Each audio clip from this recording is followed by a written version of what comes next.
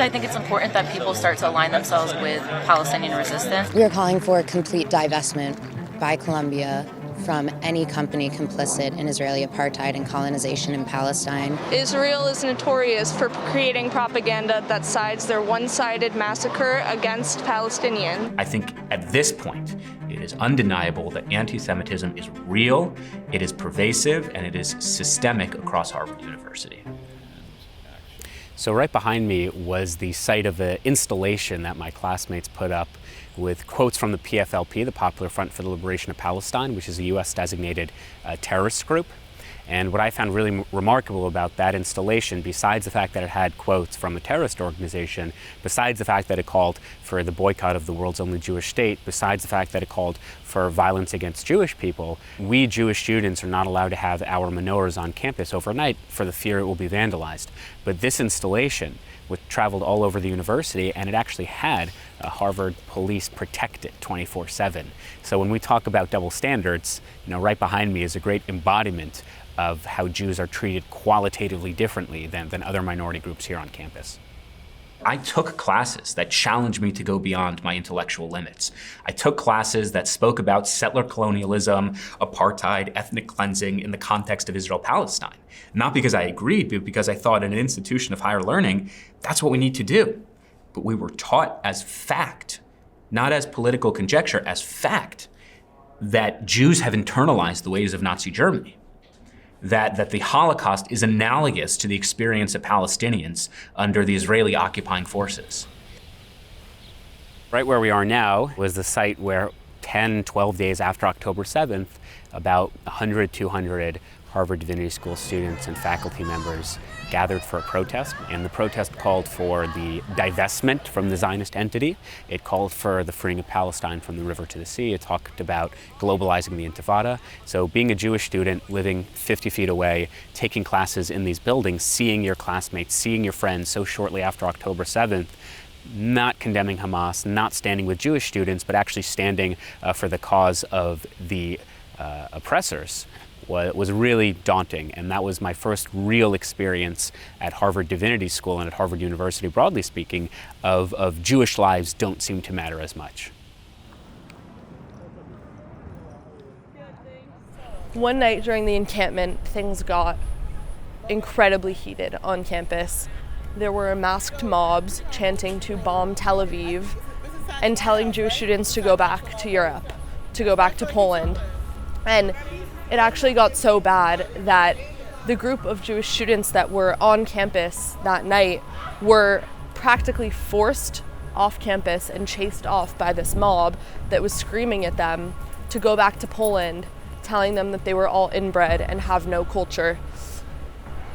And as these students exited campus, they were met with more masked protesters, this time screaming at them that they vowed to repeat October 7th, not one more time, not 10 more times, but thousands of more times. And this sort of behavior went on for weeks, unchecked, while Columbia did absolutely nothing, until students occupied Hamilton Hall.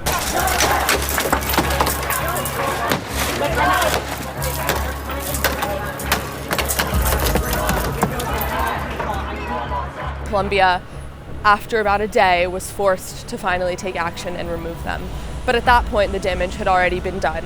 I think a lot of people will say that that was an isolated incident, that the events of that night, or even of the several weeks that the encampment took place altogether, were isolated incidents, but that sort of festival of anti-Semitism doesn't just happen overnight.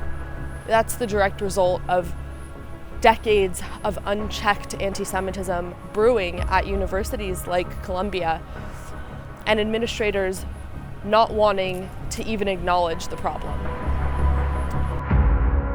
I was in a meeting with Columbia's new president, and she actually admitted that Columbia has a terrorism support problem. We asked her point blank, why do you think this is the case? And she responded that she didn't know, but she knew it was an issue. And when she inherited the role of president, interim president, just this summer, she didn't really realize what she was getting into in regards to this support for terrorism. It's just Jew hatred. And that's why they choose to do what they do. They go out and they protest and they harass. I mean, our own rabbi at UCLA, Rabbi David Gorevich of UCLA Chabad, was physically assaulted by one of these masked up, hoodlums. They beat their spouse until they're tired. That's how they sleep at night. They beat their spouse.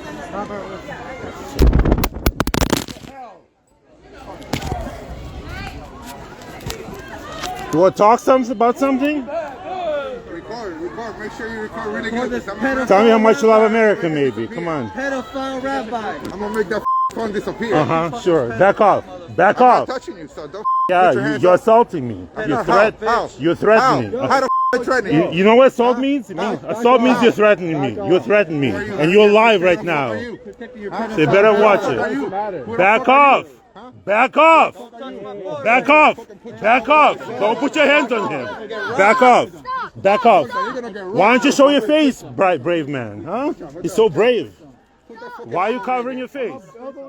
This is why we talk about the Harvards and the Columbias and the MITs incessantly, because unfortunately, what happens at the Harvard and Columbia and MITs has profound implications, not just for Jewish people, but for the American people.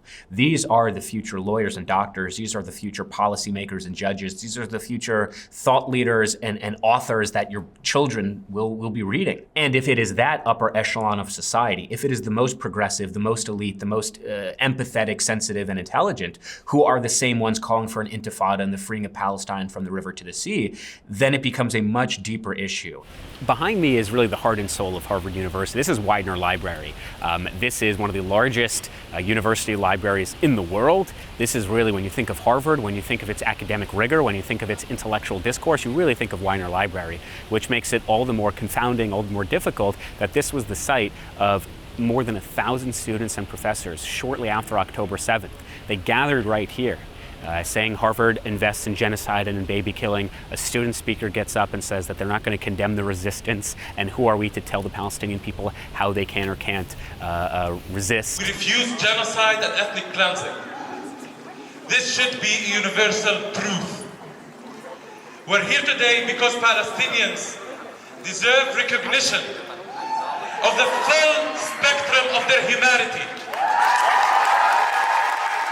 They actually took over the library multiple times, mostly donned with keffiyehs, with masks, again, to shield themselves from accountability. And when you really want to find something that embodies how low the Ivy Leagues and institutions of higher learning in the United States have fallen, you really think of Widener Library. I mean, this is a sacred spot on campus. This is a sacred institution, and to see it being infested with this political indoctrination, to see it being infested with blatant anti-Israel, anti-Jewish sentiments, especially so shortly after October 7th, was really, really difficult. And if you can imagine, this whole space was filled with more than 1,000 students and professors just a week after October 7th. So it really began here. This was the epicenter for many, many months. My name is Shabbos Kestenbaum. I am a proud first-generation American.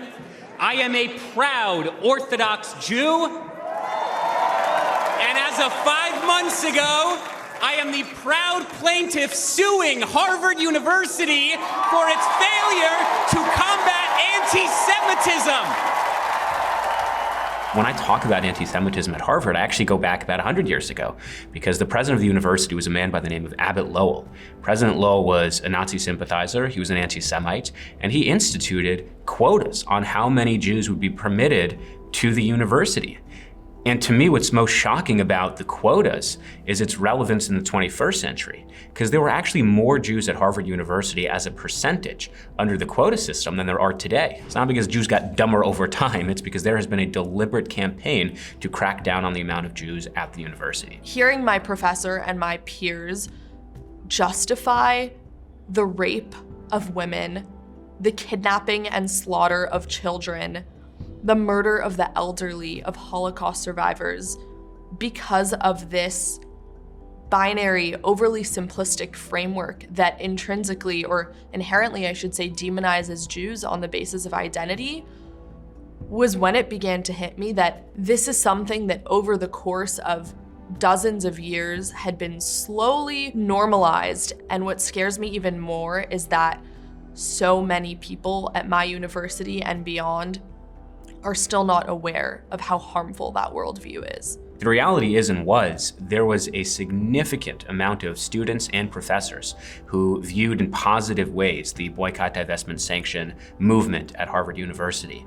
There was a systemic campaign to silence pro-Israel, pro-Jewish voices, both within the classroom and on campus. There were swastikas being drawn in the undergraduate houses. These were things that were happening for years and years. This support for terrorism isn't new, but October 7th brought it to the surface at Columbia and at universities across the country. Thank you for listening to our stories. You've seen the hate spreading like wildfire on campuses across the country. It's hostile, it's isolating, and it's real. But we're not backing down. We're putting our time and energy on the line, but we can't do it alone.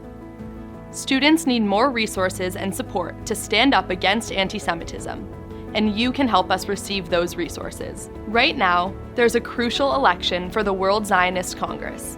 My friends, Shabbos, Eli, and I, along with 17 other student activists, are running as part of the Aish slate to ensure that critical funding goes where it's needed most, supporting Jewish students.